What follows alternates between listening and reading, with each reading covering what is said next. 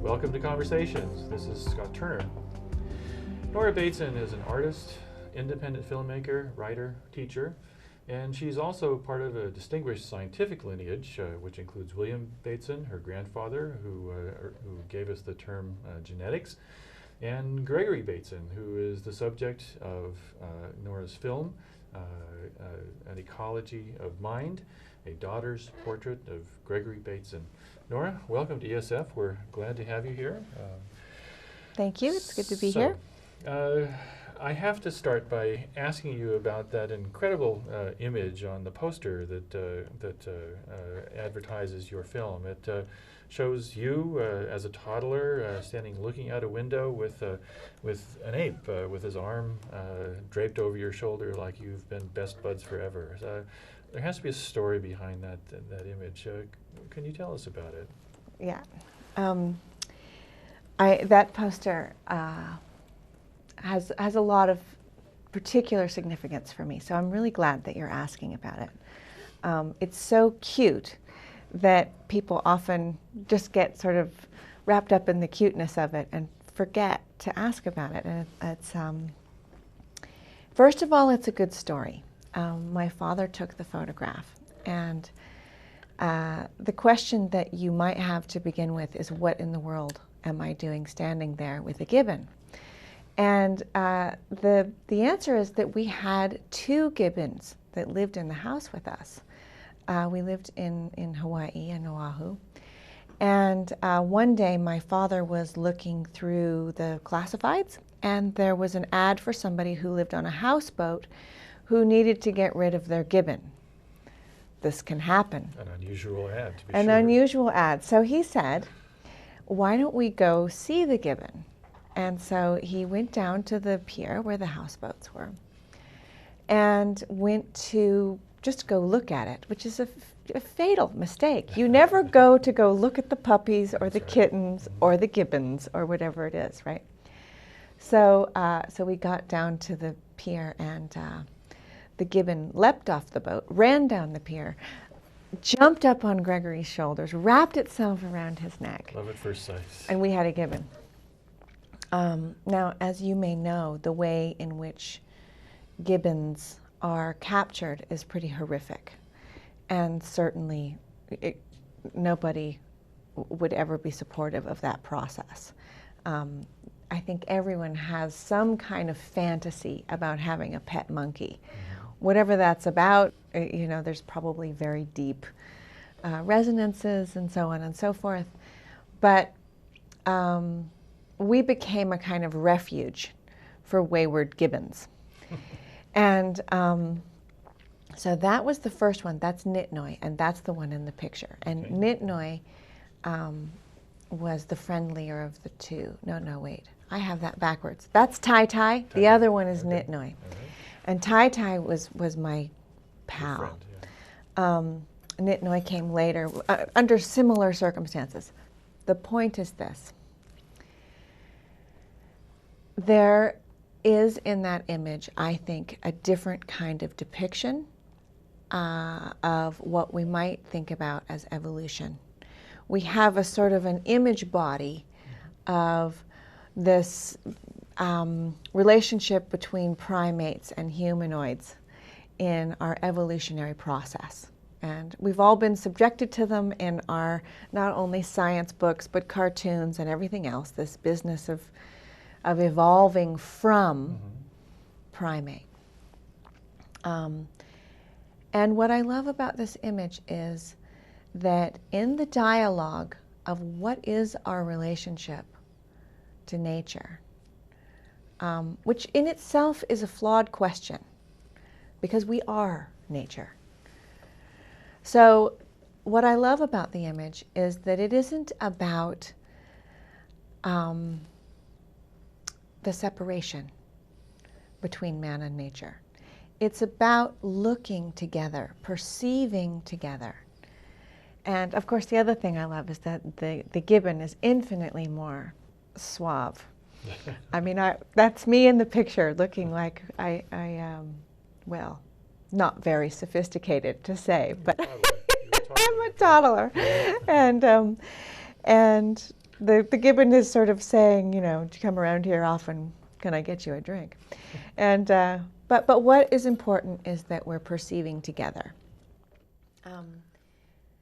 I was recently working with a group of ecologists, and the question came up about the kind of communication that we are needing to generate right now around the ecological crises and how to engage with not only the biological natural world, but how to engage in the communication with people for whom that conversation with the natural world is at a great distance. Whatever you want to, the non-climate change believers, if you will, the people for whom the environment seems to be some sort of sideways addendum to their process. So it's an issue. And there are terms that are starting to get bandied around. And those terms are important because they have within them metaphors.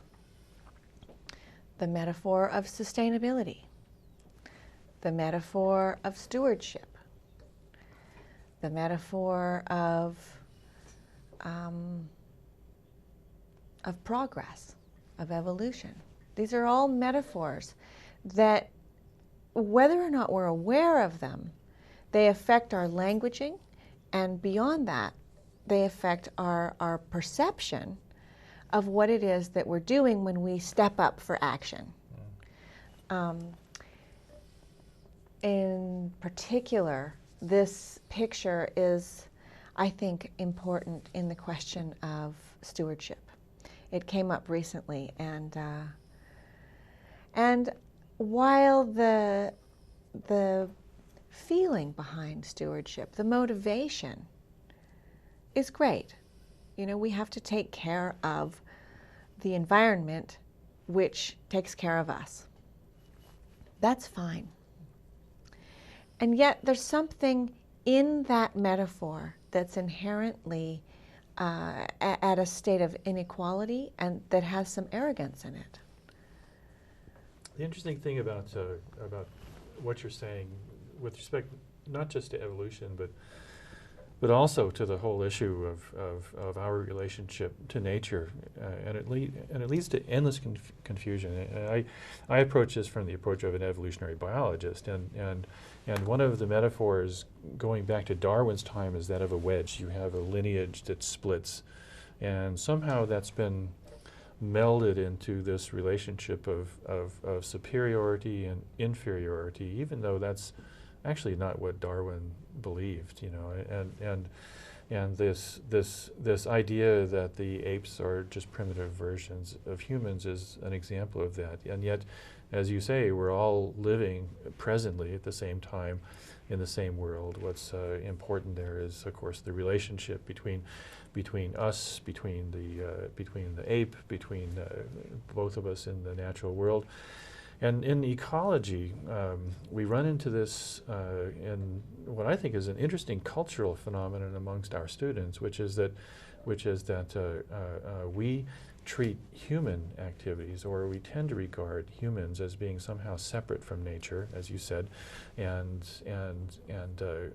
furthermore, there's an impression that whatever we do in nature is something we're doing to nature, and inevitably that's destructive. And when we come back after the break, we're going to explore this issue in a little bit more depth with Nora Bateson, our guest today.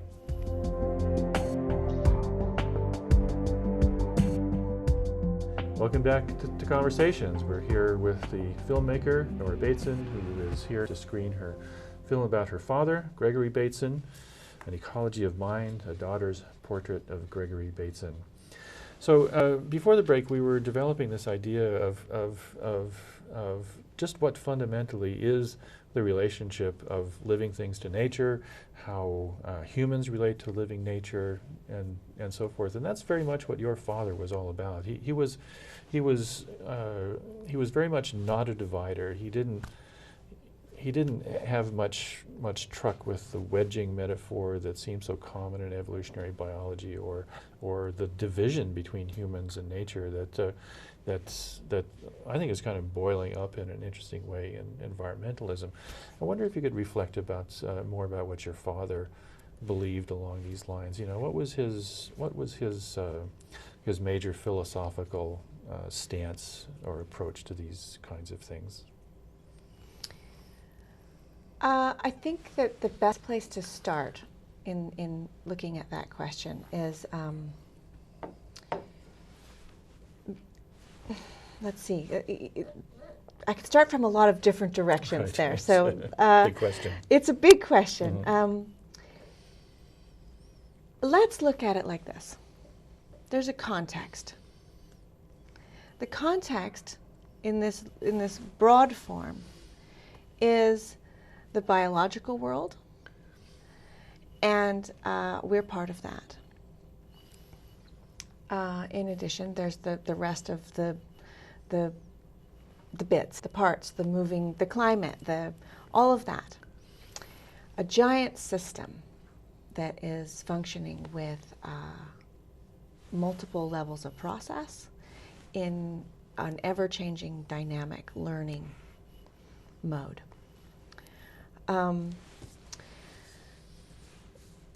When we want to engage with that in terms of not only looking at how we are interacting with that larger set of processes, it's important to look from a lot of different directions. The engagement is so complex that there's no way to get any kind of clarity by looking from a singular perspective. So this is not only a biology issue, it's a cultural issue. It's not only a cultural issue, it's a linguistic issue. It's not just linguistics, it's artistic, and it's creativity, and it's the aesthetic. It's ethics, it's personal, it's professional, it's scientific, it's emotional. It's about communication. It's everything that has everything to do with any relationship, ever. So because of that, the kind of unity, what's holding it together? What is it that is the way in which order comes to be in the world in which we live? This is the sort of the underlying question. And to get at that question is to engage in a different way. It's a different kind of questions to get to the questions. And by that, I'm not trying to be Socratic, and I'm not trying to be cheeky. I'm actually very sincere in that inquiry, because we don't know what we're inside of. And the process of learning about it is what's interesting. What we come to know, and any form of certainty that we find along the way, is probably transitional on a good day. And could be not only ossifying and rigid, but detrimental to other forms of inquiry on a bad day.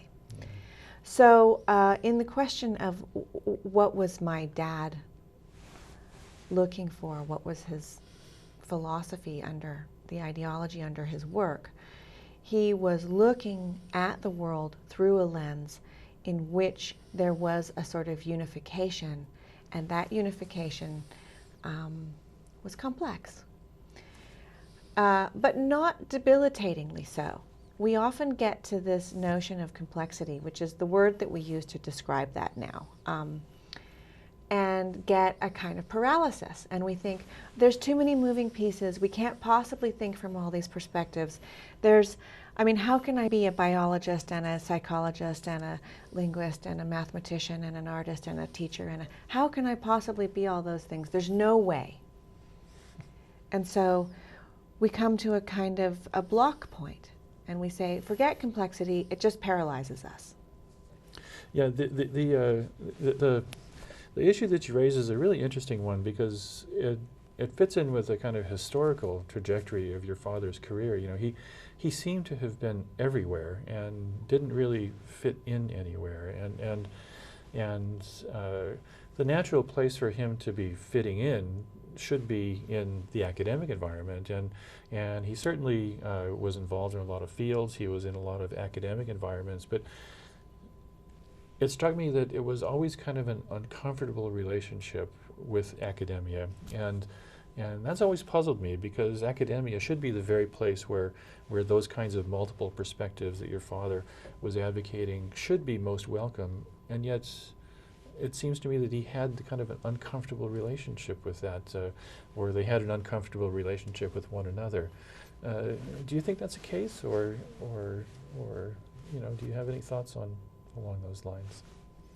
Well, it's an interesting paradox of being involved in complexity and systems, because the nature of the beast is that when you are advocating and engaging in a larger, broader context, with all these pieces in it that I've been listing off, that means that you aren't actually an advocate for any particular one of them, which is isolating, because the rest of the world is identifying and associating and advocating with singular viewpoints. I am a anthropologist. I am a filmmaker. And we identify with that. So the issue is that, and we see it still, the departments and the university are not really able to generate conversation and integration of those subjects, let alone integrate the personal and the non-academic. So was Gregory's relationship with the academy strained? Absolutely. And there's a sort of a misnomer out there that when he was working with the New Age people at Esalen, that he was without people to talk to, that he'd lost his colleagues. But the fact is, he was no more a fish out of water there than he was in the academy. Lynn Margulis called it academic apartheid. We're going to explore this further when we come back after the break with Nora Bateson.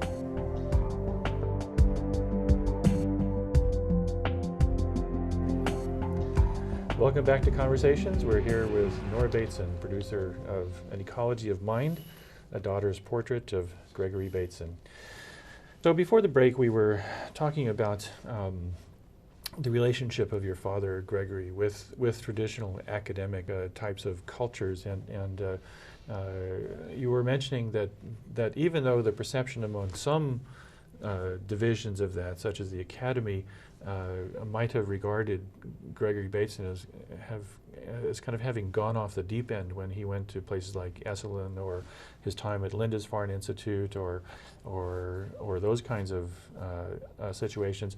Nevertheless, he himself, you said, felt very comfortable in those kinds of environments. So it was working for him, but was it working for our broader intellectual mission of trying to approach these kinds of complex problems from multiple viewpoints? And one thing that worries us as academics is whether this institution that we have, the university, the college, is really living up to what it should be doing.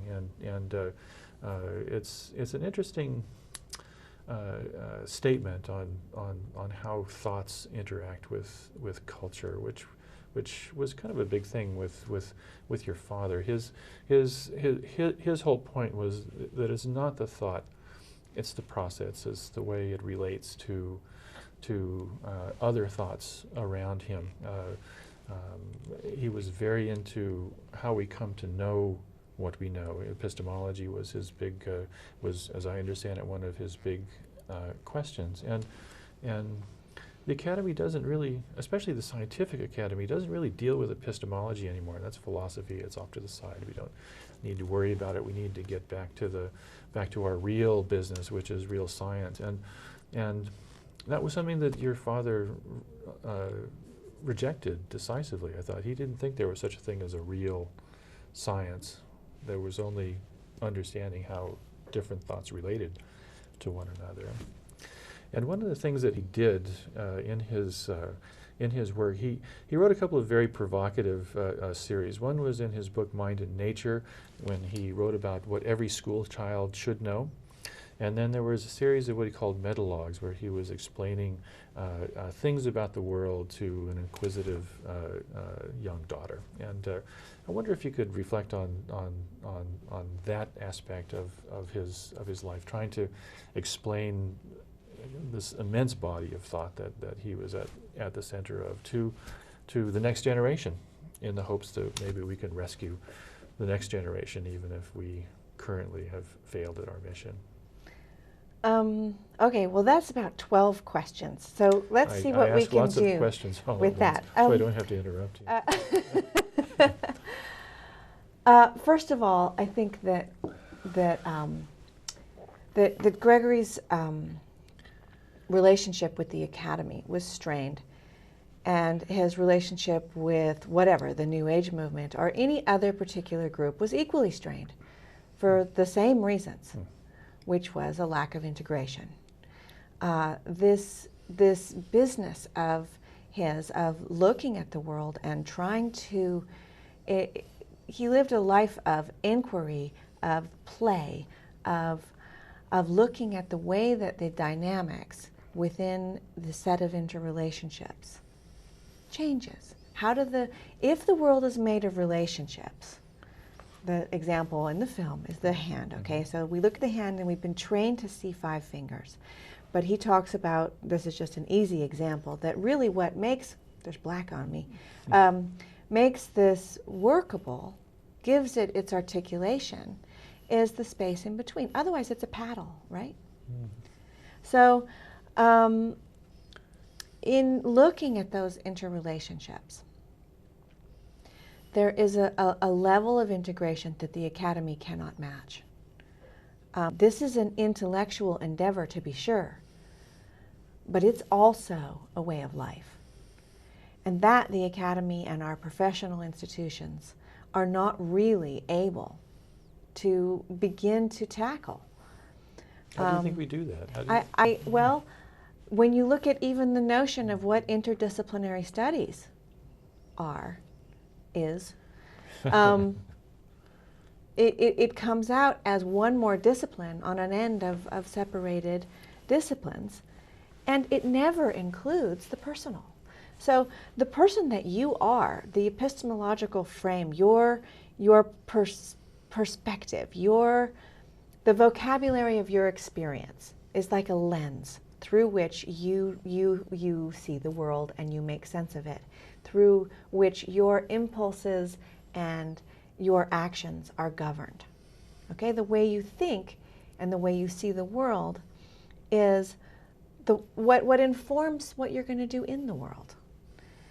And so far, we are not beginning to deal with that level of integration. And certainly, Esalen or the New Age world, what they were doing that was interesting, but also not integrated, was to play with ways of living. What are you eating? How are you using your body? What do you see? Gardening, all these other sort of yoga, this, that, right? But those are really important parts of the same question. And so I think where we get into trouble, and certainly where the Academy is in trouble, but also, we have a United Nations right now in which there are all these crises around our world, from water issues to rainforest to fracking to teenage girls with anorexia to whatever, depression. And we are tackling these issues as though they were all separate. And the people who are the most altruistic and wonderful activists on our planet are not able really to talk to each other about how these problems source from the same place, which is from our perception. It's a big problem, and we have to start somewhere. And I urge you to visit Nora Bateson's website, An Ecology of Mind.com, all one word. And please, if you have the opportunity, get a chance to see her film, An Ecology of Mind, a daughter's portrait of Gregory Bateson, because we have to start the conversation somewhere. Thank you, Nora Bateson, for joining us today. And for Conversations, this is Scott Turner, wishing you a good day. The thing was never the thing. The map was not the territory. And whatever it was could be turned slightly and re-examined, seemingly infinitely.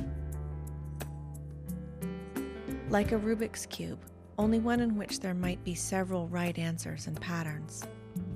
He would twist one bit and reevaluate the rules from there, and then twist it again to be sure he didn't get stuck down a singular line of thinking. This is a film about how Gregory Bateson thought.